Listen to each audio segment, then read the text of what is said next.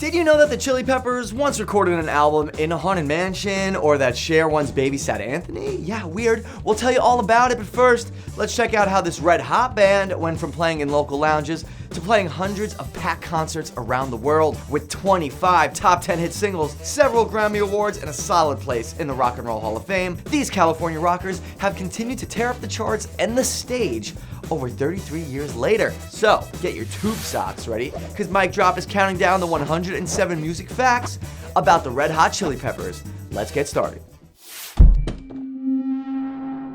Fact number 1. Red Hot Chili Peppers was formed in 1983 in Los Angeles by lead singer Anthony Kiedis, guitarist Hillel Slovak, bassist Flea, and drummer Jack Irons. Fact number 2. Anthony Kiedis was born on November 1st, 1962 in Grand Rapids, Michigan, to parents Peggy and John. His parents split when Anthony was 3 years old, and he stayed with his mom in Michigan until his early teens, when he convinced his mom to let him go live with his dad in California. Fact number 3.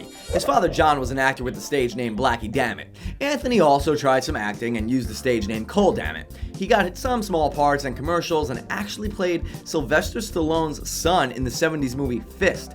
Later in life, he would bring back his acting skills in 1991 to play a bad boy surfer named Tone in Point Break. Fact number 4. Anthony's dad, however, made most of his income through dealing drugs.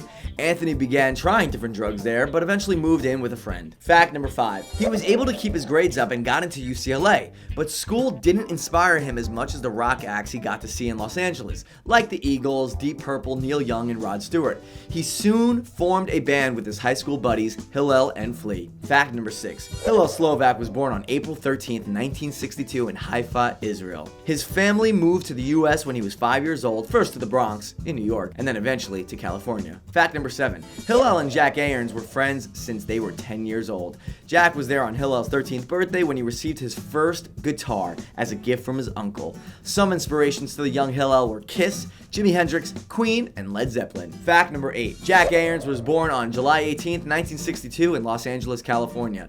He saw his first drum set in a music shop window at age of 9 and wanted to drum ever since. He started drumming at the age of 13, and he and Hillel played music together. Fact number 9. Jack and Hillel also dressed up as their favorite band Kiss for Halloween in junior high. While in those Kiss costumes, one kid in class punched Jack in his jewels, wanting to see if the costume armor was real or strong in any way. It was not. That kid was Alan Johannes, future famous musician who was already really good at playing music at that point. Fact number 10. Jack, Hillel, and Alan began playing together. They soon went to high school and befriended Anthony and Flea. Fact number 11. Michael Flea Balzari was born on October 16th, 1962 in Melbourne, Australia. His parents divorced when he was just 4, and he moved to New York with his sister Karen and his mom, Patricia, and eventually moved again to California. Fact number 12. Flea loved jazz as a kid, inspired by his stepfather, Walter Urban Jr., who was a jazz musician. He got to watch some jam sessions and quickly fell in love with the music. His other idols were Miles Davis and Dizzy Gillespie, and he got to meet Dizzy once at a concert after his mom got him backstage. It was his best childhood memory. Fact number 13. Though his first instrument was the drums, Flea also learned to play trumpet in school and played for the Los Angeles Junior Philharmonic Orchestra. Fact number 14. Flea soon started listening to funk and rock music, and his new idol became Jimi Hendrix. He would share this love with his soon-to-be band members. Fact number 15. Flea and Anthony met when they almost got into a fight at school. Anthony defended a kid who Flea was roughhousing, not knowing that Flea was actually friends with this kid. Afterward, they made peace and decided to be friends. Fact number 16. All of the original Chili Peppers members attended Fairfax High School in Los Angeles. While Hillel and Flea were training in trumpet and guitar, Anthony was more into poetry and theater. Fact number 17. Hillel actually taught Flea how to play bass and recruited him to join his band Anthem with Jack and Elaine, which was originally called Chain Reaction. Anthony would MC their shows and introduce them with a poem or some sort of rhyme that he wrote. Fact number 18. After high school, Anthony also acted as their manager and booked gigs for Anthem, or what was now called as What Is This? Name change, y'all. Flea ended up leaving the band to play with another one called Fear, but he quit the punk band after 2 years. Fact number 19. While in college in 1982, Anthony felt inspired when he heard the song The Message in a concert by Grandmaster Flash and the Furious Five. He realized that he didn't need to sing to join in the music world with his friends. He could just rap, and he was already a poet. Fact number 20. Gary Allen needed an opening act at the Rhythm Lounge and offered it to Anthony. He took it even though he had no band or material to play. Anthony quickly recruited his friends even though they were already in another band and they had a jam sesh. Anthony rapped over Flea's bass playing and their very first song, Out in LA, was born. Fact number 21. Before they became the Red Hot Chili Peppers, they initially called themselves Tony Flo and the Miraculously Majestic Master of Mayhem because Anthony said they wanted to play majestic and chaotic. Fact number 22. They had their first gig as Tony Flo at the Rhythm Lounge in Los Angeles in 1983 and played to a crowd of about 30 people. But those people loved Out in LA. Fact number 23. Anthony said he still remembers his crazy stage outfit. He told Rolling Stone, "I was wearing a paisley corduroy 3/4 length robe and a fluorescent orange hunting cap. Oddly enough, I was totally sober and quite fashionable." Fact number 24. After their first gig, they were asked to come back and perform 2 songs the following week, which they did, the second song being Get Up and Jump. But this time they changed their name to the Red Hot Chili Peppers. The now famous name is sometimes referred to as the Chili Peppers or even RHCP. Fact number 25. While the band was opening for friends around Los Angeles, they became known for their music, which fused punk and funk with wild stage antics. It soon became a trademark of theirs, including their tradition of performing completely naked with a sock on a certain area of their body. Fact number 26. During this time of growing popularity, Michael began going by the stage name of Flea. Growing up, Flea was nicknamed Mike B. the Flea, and on a skiing trip with Anthony and Hillel, it just became Flea, named after his on-stage tendency to jump around a lot. Fact number 27. In August of 1983, they met a manager who would get them a record deal with EMI Records to begin recording their first studio album. Unfortunately, only about 2 weeks before they signed this deal, Hillel and Jack's other band, What Is This?, also signed a deal with MCA Records, and they decided to pursue that band instead. Fact number 28. Flea then recruited his friend Cliff Martinez of punk band The Weirdos and had auditions to find a guitarist. They hired Jack Sherman to join the band and began to record the Chili Peppers' debut album. Fact number 29.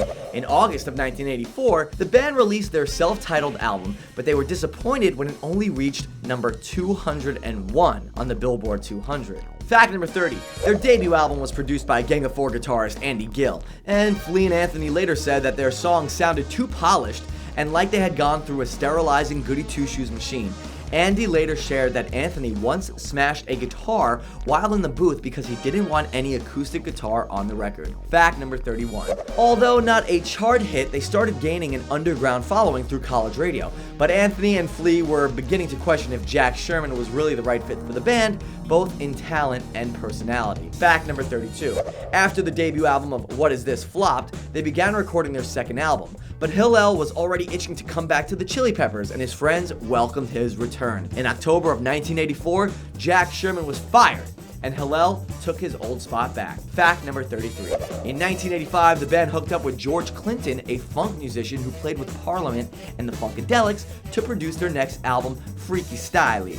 Although his album perfectly captured the sound they were striving for, it also failed to make any waves on the music charts. Fact number 34. The following year, the Chili Peppers made an appearance as themselves in the skate movie Thrashin', which starred Josh Brolin. They performed a song from Freaky Styley called Black Eyed Blonde during a party scene. Fact number 35. The Chili Peppers then began working on their third album, the Uplift Mofo Party Plan. Their label gave them a budget of $5,000 and set aside $2,000 for some illegal extracurricular activities. Fact number 36. Their drummer, Cliff Martinez, lost his interest in the band around this time, and he was eventually fired and replaced by their original drummer, Jack Aarons. So now, the original gang was back together. Yay! Fact number 37. Throughout the recording of their album, both Hillel and Anthony were suffering from heroin addiction, and Anthony went to rehab in Michigan for a while before coming back to LA to continue recording. Fact number 38. The band hired producer Michael Beinhorn after their first choice, Rick Rubin, declined. They recorded the album in the basement of the Capitol Records building. Fact number 39. In September of 1987, their third album, The Uplift Mofo Party Plan, was released. It became their first album to appear on a chart and peaked at number 148 on the Billboard 200. Yes, making the cut. Fact number 40. The Uplift Mofo Party Plan was actually the first and only Chili Peppers album to have all 4 original founding members on it. The band counted their original chemistry to the album's success. Hillel had written their first single, Behind the Sun, during an impromptu jam session, so it felt like old times again. Fact number 41. The band embarked on the Uplift tour in 1987, and their fan base was growing rapidly at this point. During this tour, they filmed Red Hot Skate Rock, a 30-minute music film. The film featured an 8-song performance by the band and included skate demos by popular skateboarders at the time, including Tony Hawk. It was released on VHS in 1988, and up until now, Red Hot Skate Rock is the first and only officially released video of the original Red Hot Chili Peppers lineup. Fact number 42. During the European leg of the tour, they decided to spoof the famous photo of the Beatles crossing Abbey Road, but the Chili Peppers did it wearing nothing but tube socks on their manpiece. This became the cover of their 1988 EP, Abbey Road. Fact number 43. During the tour, Hillel's bandmates and even their brother grew concerned about his heroin addiction. Hillel and Anthony both vowed to stop doing drugs for the rest of the tour. The Chili Peppers were gaining momentum, and they wanted to ensure the band's success and their personal health. Fact number 44. After they returned to Los Angeles from their tour, they all decided to take a 3-week break before regrouping to record another album. Hillel went home and unfortunately returning to using heroin, and on June 25th, 1988, he passed away of an overdose. Fact number 45. Following Hillel's untimely death, Jack Irons decided to leave the band again. He had already developed an anxiety disorder during the tour, and with the passing of his close friend, continuing with the band was just too painful to handle. Fact number 46. Anthony and Flea decided to keep the band going out of respect for their late friend who helped build it. They hired Blackbird McKnight of Parliament Funkadelic to replace Hillel and D.H. Peligro of the Dead Kennedys to replace Jack. Anthony and Flea were already friends with D.H. since they used to play in a joke band with him called Three Little Butt Hairs. Fact number 47. They didn't have much chemistry with Blackbird and soon fired him. Their new drummer D.H. introduced them to an 18-year-old guitarist, John Frusciante, who had no previous experience in a band but was a huge fan of the Chili Peppers. Anthony had actually met him the year before outside of one of their shows. Fact number 48.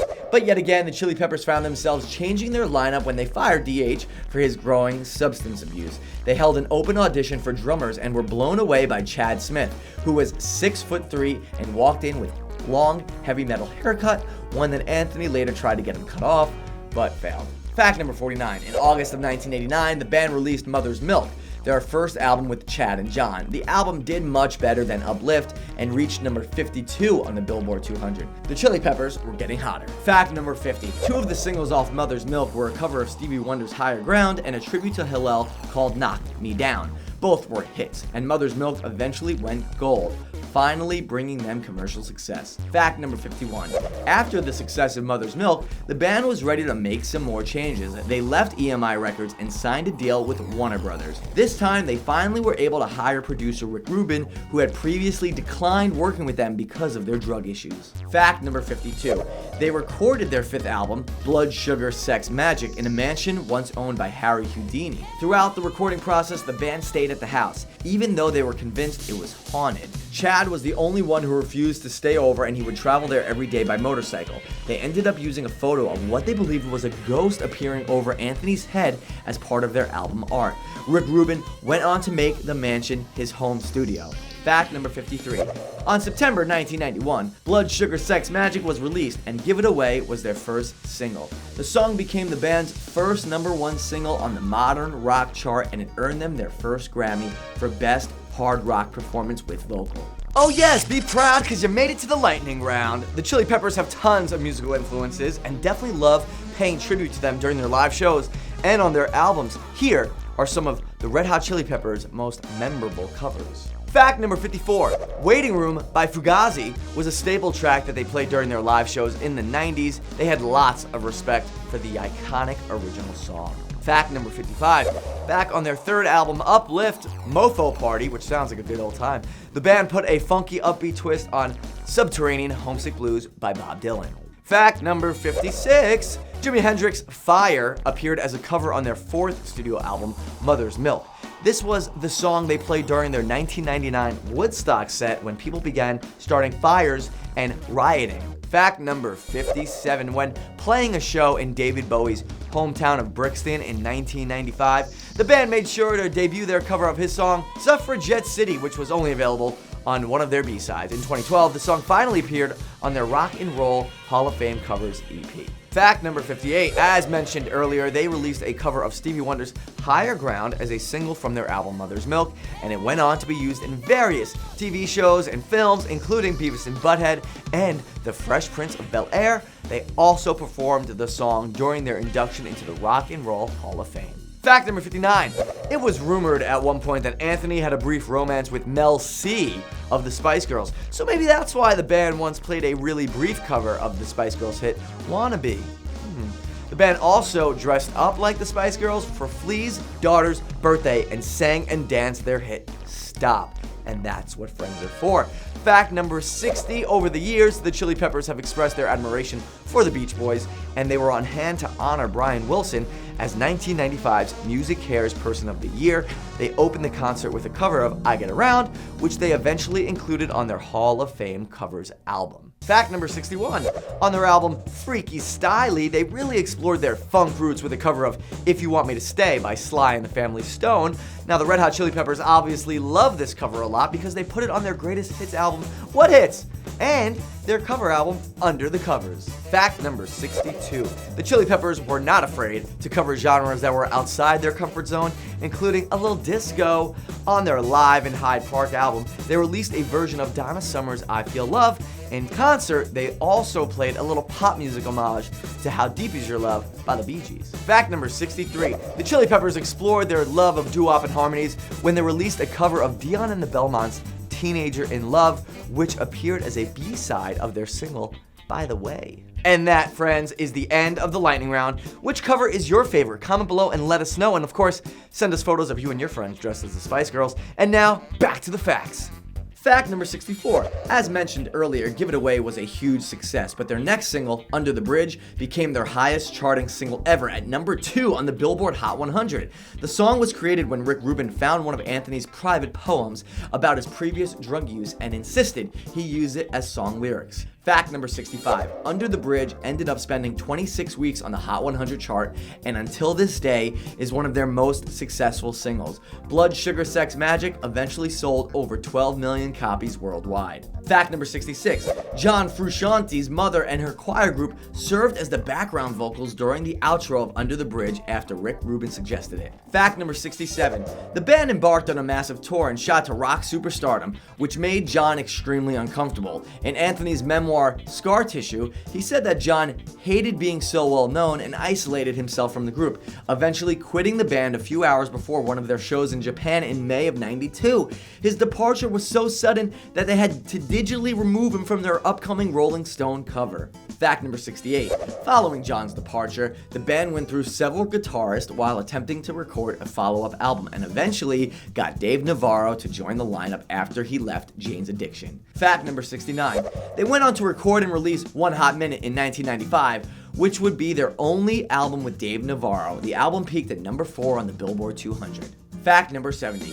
It was a different sound for them, thanks in part to Dave's heavy metal and psychedelic riffs, but the album still launched 3 successful singles: Warped, Aeroplane, and My Friends. Fact number 71. After their One Hot Minute tour was postponed when Chad broke his wrist, the Chili Peppers played throughout US and Europe in 1996, and they played only one show in all of 1997, the Fuji Rock Festival. Fact number 72. The Fuji Rock Festival was not what they expected. They headlined, but a massive typhoon caused them to stop their performance 45 minutes in, and this event also marked the last time that Dave Navarro ever played with the Red Hot Chili Peppers. Talk about disaster! Dave said he left to explore other musical projects of his own, and has much love for the Chili Peppers and his experience with them. Fact number 73. After Dave's departure in 1998, Flea still kept in touch with previous guitarist John Frusciante, who was in the midst of recovering from a heroin addiction that nearly killed him. They felt that they could only continue on if John were back, and John agreed to join the band again.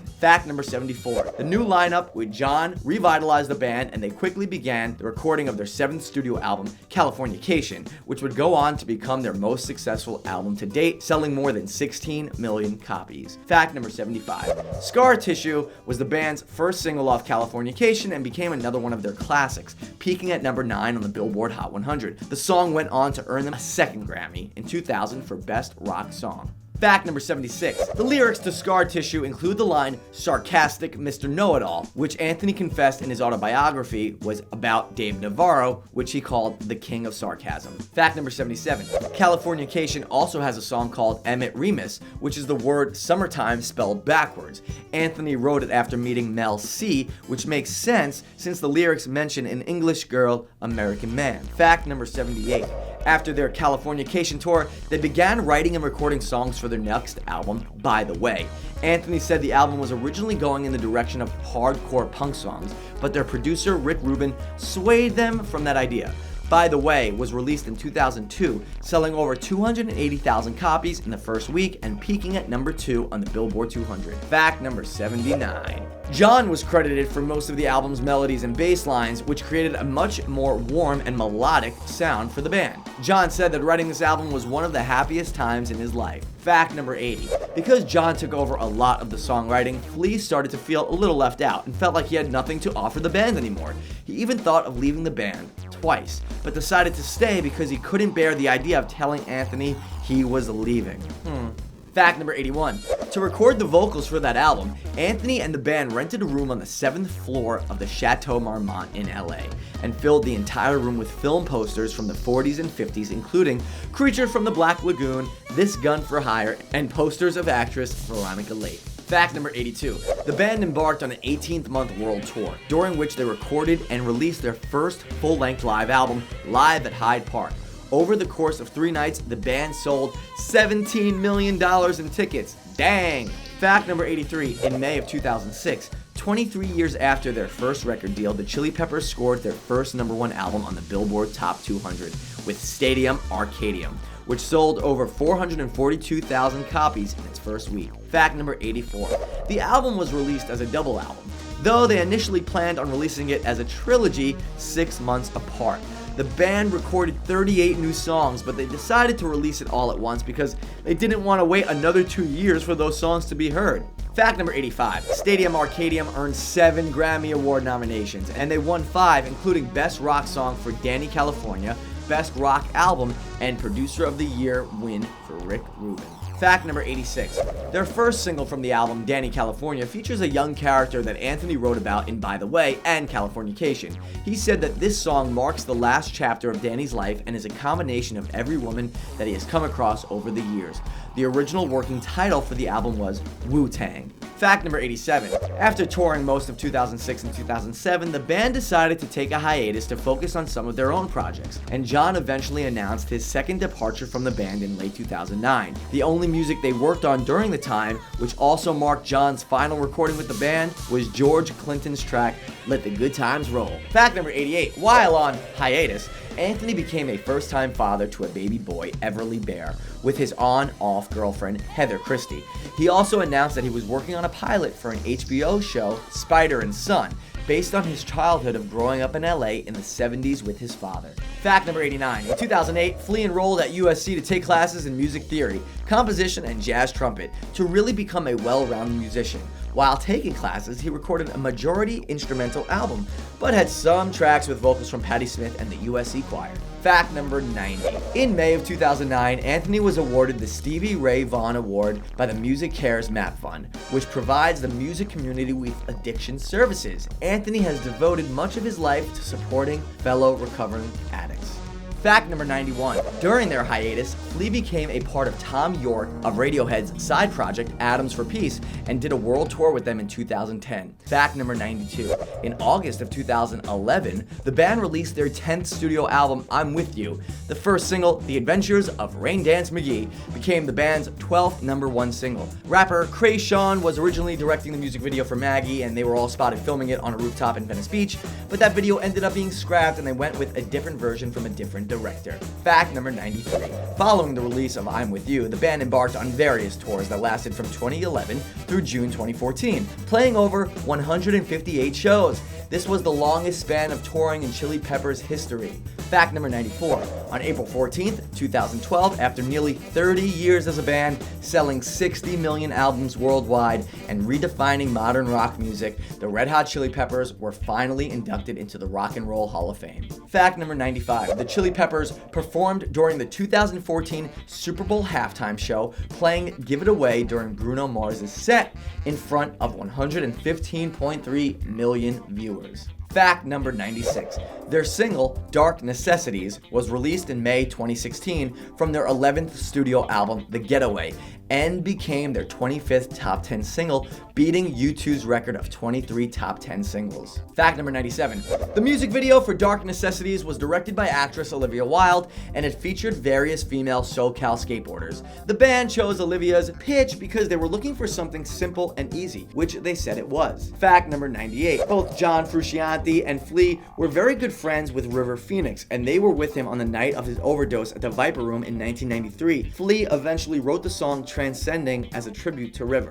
Fact number 99. Anthony's dad, Blackie Dammit, was a good friend of Sonny Bono of Sonny and Cher fame. He had a room at Sonny's house and accompanied the family on skiing trips. Sonny was actually Anthony's grandfather, and when Anthony was about 13 years old, Cher babysat him when Sonny and their friends went out for a night. Now that is a good godmother. Fact number 100. Flea has used his hyper persona to enter the acting world and became the voice of Donnie Thornberry in the TV series The Wild Thornberrys from 1998 to 2004. Naturally, he plays a wild young boy whose voice is literally just fast babble and nonsense, but no one can pull it off quite like Flea. Fact number 101. Chad Smith and Will Ferrell have played into the fact that they look almost identical with two different events. In 2014, they appeared on The Tonight Show starring Jimmy Fallon, dressed exactly alike for a joke drum-off competition. Will Ferrell, of course, won. Early in 2016, they used their fake rivalry for a good cause and hosted the Red Hot Benefit, Comedy and Music and Quinceañera at the Shrine Auditorium. The benefit was sponsored by Funny or Die and featured some of the best drummers in rock to raise money for their charities of their choice. Fact number 102. The band definitely has some strange stories between them. Anthony once shared that he dated a girl who wanted to remove the darkness in him with an Eastern Indian technique of hot oil on his forehead, but John Frusciante told him that it was a bad idea because he needed his darkness for creativity. Needless to say, Anthony changed his mind. Fact number 103. One of their ex-drummers, Cliff Martinez, found success outside the rock world and is now a very well-known film composer who's worked on Drive, The Fifth Element, and Traffic, among others. Fact number 104. Flea and Dave Navarro played bass and guitar on Alice Morissette's track You Oughta Know from her album Jagged Little Pill. Alanis' manager Guy Osseri was best friends with Anthony and suggested the collaboration. Fact number 105. The Chili Peppers were one of the lucky artists to be parodied by Weird Al Yankovic in their career. In 1993, he released Bedrock Anthem, which was a parody of two Chili Pepper songs, Under the Bridge and Give It Away. The band were fans of Weird Al, but weren't impressed with the songs, with Flea saying, "I didn't think it was very good. I enjoy Weird Al's things, but I found it unimaginative. It wasn't that great." Well, you win some, you lose some. Fact number 106. Early in their career, the band was approached by Sex Pistols manager Malcolm McLaren, who wanted to turn them into a punk band, with Anthony as the only front band. When Flea heard this during a rehearsal, he actually passed out. Like, literally. Fact number 107. The band made a memorable appearance during The Simpsons' 4th season finale, Krusty Gets Cancelled. In the episode, Krusty got the guys to do something they usually would never do, change their lyrics to Give It Away to a more family-friendly line. What I'd like is, what I'd like to hug and kiss you. More rock hugs for everyone. Oh yeah, that is it for the facts. I'm Dylan, and you just finished watching MicDrop's 107 music facts about the Red Hot Chili Peppers. Did you guys enjoy these facts? Make sure to subscribe because we're bringing you more facts each and every week about your favorite musicians. So let us know who we should find out facts about because we'll listen to you. Comment below and do it. And we'll see you next week. MicDrop out. Peace.